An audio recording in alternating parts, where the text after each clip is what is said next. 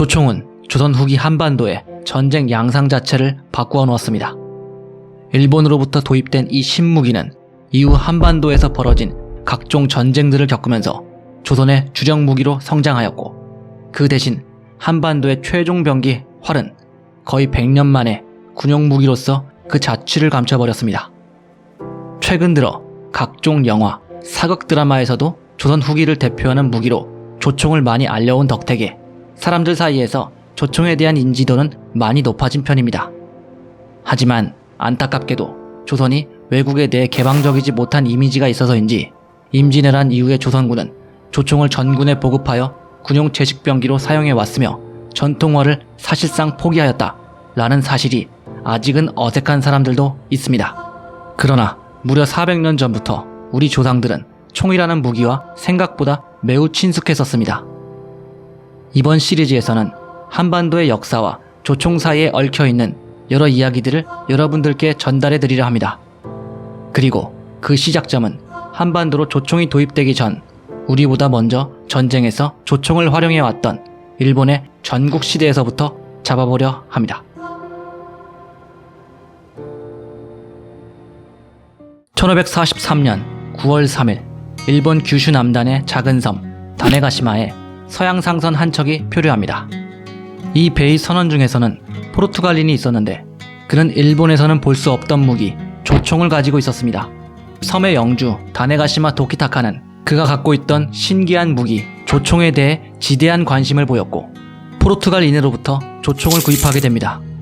그리고 이 조총을 솜씨 좋은 대장장이 야이타 김베에게 맡겨 이것을 복제하여 대량 생산할 것을 명합니다. 그런데 야이타는 조총을 어느 정도 재현하는 데는 성공했지만 딱 하나 총열의 뒷부분을 완전히 막는 법을 알아내지 못했습니다. 아무리 녹여붙여도 이 조총은 발사할 때마다 뒤가 터져나갔습니다. 결국 야이타는 고심 끝에 자신의 딸 와카사를 포르투갈인에게 바치면서 그 기술을 알려주도록 요청했고, 포르투갈인은 와카사를 데리고 포르투갈로 떠난 뒤 1년 만에 포르투갈에서 기술자를 데리고 돌아와 총열 뒷부분에 나사 박는 법을 알려줘서 이 문제를 해결하게 됩니다. 이렇게 도입된 이 무기를 일본인들은 대포라 불렀습니다. 이 대포, 조총은 이제 전국시대 일본을 뒤흔드는 강력한 신무기로 등장하게 됩니다.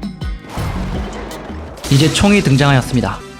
그렇다면 칼이나 활, 창 등은 아무짝에 쓸모없는 바보 무기가 되고 마는 걸까요? 그 정도는 아닙니다. 일단 이 당시의 조총병을 현대의 보병과 같은 것으로 보시면 안 됩니다. 조총 부대는 현대 보병 부대에 비하면 지극히 원시적인 군대입니다. 예를 들자면 지금은 탄창을 꽂기만 하면 되는 간편한 총의 장전 과정이 이 시대 조총의 경우에는 일본 기준으로 9단계를 거쳤습니다. 총 안에 화약도 넣고 총알도 넣고 다지기도 하고 하다 보면 장전하는데 30초를 넘어갔죠.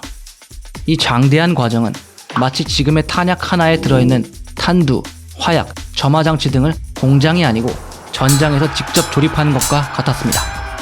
오늘날의 완전한 탄피형 탄약이 등장하기까지는 조총이 전파되고 나서 약 300년 이상이 걸렸습니다. 그 이전까지 모든 조총병들은 적의 창, 칼 또는 나중에 대포까지 난무하는 전장에서 오로지 적에게 온몸을 거의 노출시킨 채로 정면만을 바라보며 1초를 다투는 전장에서 30초간 온 신경을 총에 집중하여 장전해야 했습니다. 때문에 사격 후 재장전 시간의 틈을 노리고 적들이 순식간에 시간차 공격으로 들이치는 경우 속수무책으로 당할 수밖에 없었습니다. 또 긴 장전 시간 때문에 당시의 조총병들은 1분에 보통 2발만을 쏠 수 있었고 베테랑 병사만이 3발을 쏠 수 있었습니다. 그마저도 5발 정도 쏘고 나면 총이 뜨거워져서 잠시 식혀놓아야 했습니다.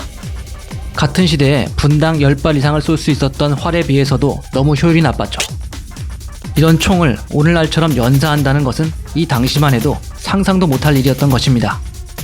그리고 이 시대의 총알을 발사한다는 개념은 오늘날 공이가 탄의 뇌관을 때려 탄피 내에서 터지는 화약의 충격으로 총알이 발사되는 것이 아니라 화승의 불을 화약에 갖다 대면 그 불이 화약기를 따라가다 총열 내부의 좁은 공간에서 폭발하여 총알이 발사되는 것을 의미했습니다.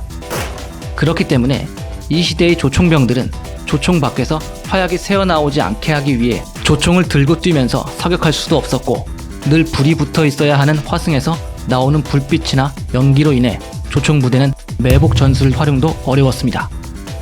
여기에 사정거리도 실제 사살이 가능한 거리는 50m 안쪽이었기 때문에 원거리 무기치고는 상당히 위험했죠.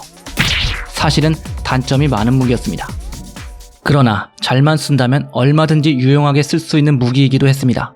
실제 전투에서 활용되었던 조총의 가장 큰 역할은 적군의 대열을 흔드는 것이었습니다. 전투가 시작되고 조총병들이 적군을 향해 일제히 사격하면 폭음소리와 함께 적병들이 일거에 사살됩니다. 이에 적이 진군을 주춤하게 되고 이후 조총병들이 장전하는 시간 동안 궁병들이 화살을 쏘아서 시간을 벌고 다시 조총 사격을 개시합니다.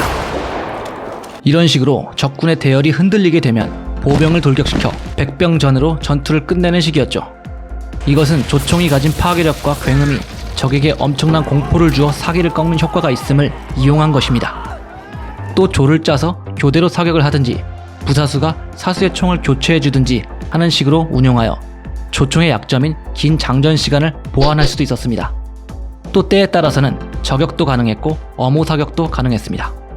다시 말해 조총은 잘만 쓴다면 좋은 무기가 될 수 있었습니다. 다만 잘만 쓴다면이었지 그 자체로 전쟁을 끝내버리는 핵폭탄급의 게임 체인저까지는 아니었습니다.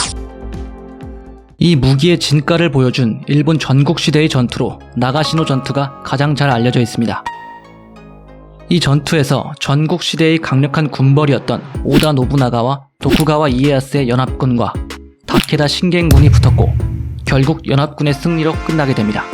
이 전투에서 오다 노부나가는 3단 철포라 불리는 교대 사격 전술을 발명한 것으로도 알려져 있는데 3,000명의 조총 부대를 1,000명씩 3개 조로 나누어 교대 사격으로 운영함으로써 쉴 새 없이 사격하는 전술을 활용했다고 알려져 있습니다. 그 결과 다케다 신겐의 1만 기마대가 완전히 녹아버렸으며 이를 두고 무기의 약점을 전술로 보완했다는 평을 듣고 있습니다. 정말 멋진 이야기지만 사실은 현대에 들어와서 이 이야기는 상당 부분 과장인 것으로 밝혀지고 있습니다. 먼저 교대 사격 정도는 있을 수 있지만 3,000의 조총병을 보유하는 것은 당시의 오다 노부나가의 경제력으로는 불가능했던 것으로 보입니다. 또 조총병이 녹여 없앨 다케다군의 1만 기마대도 최소 기병은 있었어도 그 정도로 대규모인 돌격 기병대는 존재할 수 없었다고 보는 것이 일반적인 설입니다. 그리고 3단 교대 사격을 오다 노부나가가 발명했다는 주장에 대해서는 일본 학계에서도 최근에는 그렇게 보고 있지 않다고 합니다. 교대라는 개념이 그렇게 어려운 것은 아니니까요. 누구라도 생각해낼 수 있는 방식이죠. 일단 이 에피소드 자체는 신장기라고 하는 일본 군담 소설에서 처음 등장하는데 이것이 훗날 일본이 근대화를 겪으면서 서양 스타일의 전쟁 스토리로 각색된 것이라는 주장이 오늘날의 일반적인 설입니다. 일본 전국시대에 조총은 독보적인 무기는 아니었습니다. 칼에 비하면 한 수 낮은 무기일 뿐이었죠. 그리고 전국시대가 끝나고 난 뒤에 일본은 조총에 대한 관심은 꺼버리고 칼을 더욱 중요시하는 문화로 돌아가 버립니다. 오히려 조총은 한반도로 넘어오게 되면서 더 귀한 대접을 받게 됩니다. 그 첫 만남은 다들 아시는 임진왜란이었습니다. 썩 유쾌하지는 않은 첫 만남이었죠. 오다 노부나가의 뒤를 이어 제차 열도의 패권을 장악한 도요토미 히데요시는 넘치는 정복력을 주체하지 못한 나머지 무모하게도 조선 침공을 감행하게 됩니다.